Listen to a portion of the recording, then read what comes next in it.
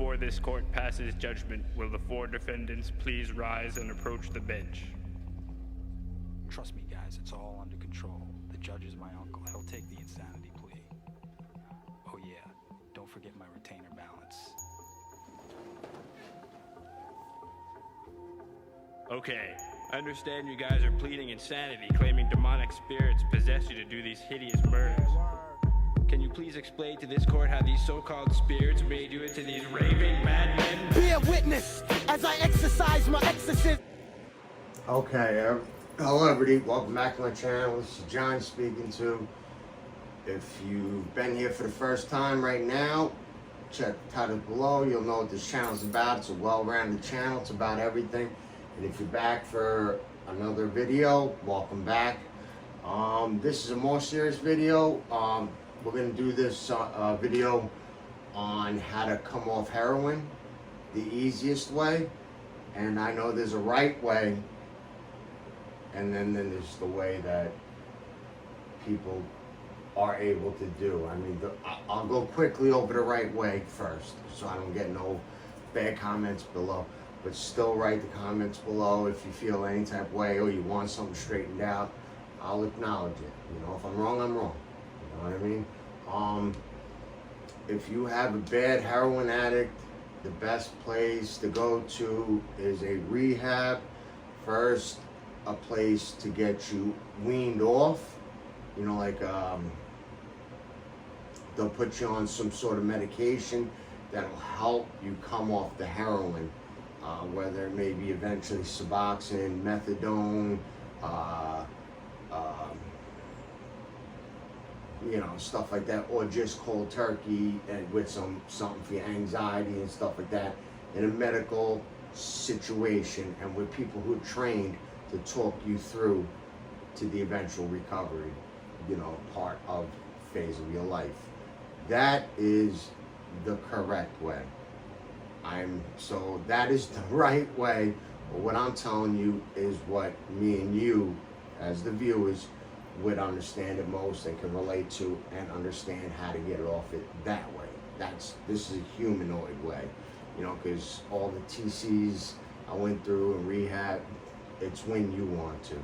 So if you want to, the best way I recommend is to come off using Suboxone. You know what I mean? I know Suboxone is another drug you'll have to come off of, but there's ways to come off that. I made a video, you know, there's ways.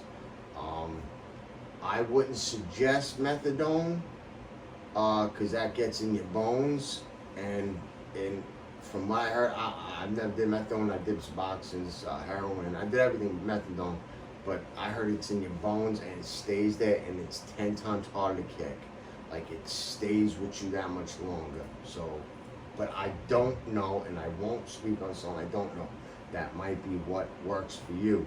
You get that feeling. It's like what Europe does. They give it, England, they give you heroin at a place, and then they clean needles a certain amount so you don't go around stealing, you know. But it's up to you. But to come off heroin, I would keep a person with you if at all possible for the first few days, to like watch after you, whether it be your significant other or just a guy friend. If it's not a significant other, I would choose a guy over just choosing a girl, because you might have stuff coming out your mouth that you don't want to abuse a girl. You don't even want to abuse your girl, but I'm saying she'll know what you're going through. So like a guy can handle it and just hold you down if you feel like leaving the house to get that bag, you know, because it can get pretty bad. Like a couple times when I was arrested and I had to go to the county jail, they don't give you dope. If you're not on Suboxone, you can't get Suboxone. You gotta like buy pieces off people or something. But you know, it's not enough to come on to kick your heroin. You don't even want to leave your cell. But my suggestion, and this is not a good suggestion, if you do, this is for me, I was doing 2 bundles a day, which is not a lot. I know people done 3, 4, 5, you know, sleeves. I know there's people who get right off 5, you know, bags a day. So I know, I'm not flexing. 2 bundles was what I had to do. Probably wasn't the best. You know, it was out of the whole day. I'd do bags of, 3 bags at a time. I think, or 4 bags at a time. You know, whatever I was able to do. You know, like, and keep doing it. Sometimes 5, whatever. That's my past. So let's say you're on 2 bundles a day. Try to cut down to 17 bags a day. A bundle plus 7 bags. And then do that for a while, and your body will still feel good. You'll wake up, you'll do your hits, and you'll do your maintain. And then in the middle of the day, try to have your maintain smaller so you can make up for those 3 bags. And then at night, you can still go to bed. Then you go down, I would say, you go down to 13. 17 to 13. So a bundle and 3 bags and deal with the same thing. And at this point, you don't need the other person with you yet. I don't think you do, doing it this way. It would probably be better so you don't sneak another couple bags, you don't go call your dealer. You have your person watching your back. Because to get off heroin, do this pretty quick. This ain't something you want to lengthen out. I would do the 17 bags for 3 days, the 13 bags for 3 days. Then I drop down to 6 bags, which is not even a bundle, for 3 days. After 6, 3 bags. Morning, afternoon, and 1 to go to bed. Those 3 bags. Wake up so you don't feel like shit. Get through the day and go to bed. Do that, I would suggest, for a week. Now the other person has to get involved because you're going to go below those 3 bags, which is still probably starting to feel like, yo, that's not good enough.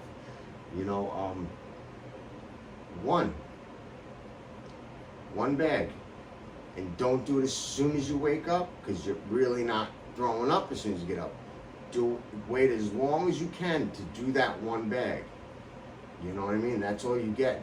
You better go to sleep. So the later you do it, the better. And if you are shooting it, which I was shooting it, move after that to sniffing that 1 bag. After that 1 bag you do for 3 days and you're able to handle it, sniff it so you can break down. You wake up to something, a bump midday, and a bump at night. And 3 days of that, then after that, don't do nothing. And that's when you really need that other person to make sure you don't go out sneaking out getting something. And you're not gonna be able to sleep. I couldn't sleep, so I'm just gonna tell you what happened to me. I don't know if you guys can sleep for the rest of your life when you come off it.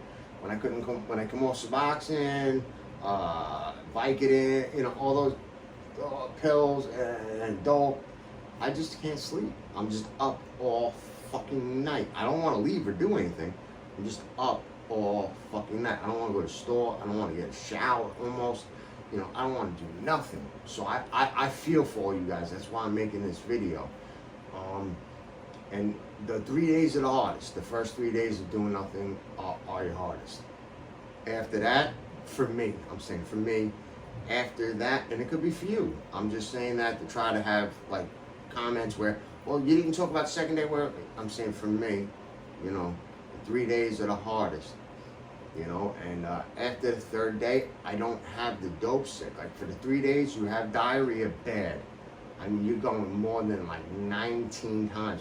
Like you'll go like 3 or 4 big times, and then you'll just feel like you have to go, but you're not sure if it's a passing of gas, but you're not doing that with your pants on. You go in the toilet and just a little bit, and the towel is always wet, and toilet paper is wet. And so it's like 19 times just making sure you're not getting yourself, but after 3 days, the sickness of the diarrhea and all that, and just the restless leg stays more than 3 days, I think, though. For me, the restless leg stayed about a week. The diarrhea, 3 to 5 days not doing it, that's about right, And the no sleep, though, for me, the no sleep was a month to to a little over a month. And I'm not saying zero sleep. I'm saying you're in your bed, so you lay down, and you might get that in and out for like a half hour, a couple times, you know. So you are getting something. Your body needs it. Your body's going to take it, the sleep, but no sleep for a month and a half, like a regular person. You go to bed at night, you wake up in the morning, and, you know, I didn't get that. So I always felt like, you know, like humped over and just like cold, but yet I'm sweating. So I take off my stuff, and then I'd be all sweat all over me, but then I'm freezing. You know, it's crazy. So I feel for all of you. I definitely do. You know, from personal experience, I feel for all you guys. And then after that, also, I had an anxiety problem. That was my main thing. I mean, I suffered from anxiety. I take anxiety pills, but I think that was also, it made my anxiety worse. I just didn't feel like myself. Like, you know how I'm playful, I'm jokative, I'll talk shit about me, saying I'm the fucking bozo. I only talk about fights I've lost, you know, like, I have fun with you guys, you know what I mean? Like, I'm not like that. I'd rather just sit down and play poker and just not talk. Just let the cards talk and just drink coffee. Coffee helps, that, by the way. Hot mud. I'm not talking about just a weak coffee. Mud coffee. Enough to fucking supply 7 people with a cup, but it's in your cup. That's strong, because that brings you to where you want to talk and move around and get those good emotions, a little slight euphoria, you know, I mean, and you got to get through it. My best bet for strategy for you is mud. Drink mud, drink a lot of coffee. Drink yourself a lot, you know, it'll get you out of your bed. It'll get you moving around, doing everything. If you smoke too, you know, that's it. And then once the sickness and all that stuff goes, even though I didn't sleep, I don't know if some of you will or did, I didn't sleep, but drinking the coffee and those little half hours here and there, blah, blah, blah, blah, blahs, I was able to get around and be movable. After about a month, it's like fine. You know what I mean? You're back to yourself. I mean, you're always thinking about it, though. You are fucking always, your antenna is always up for more. So just watch out where you go, where you associate yourself, who you associate yourself with during those times, because you're at your weakest.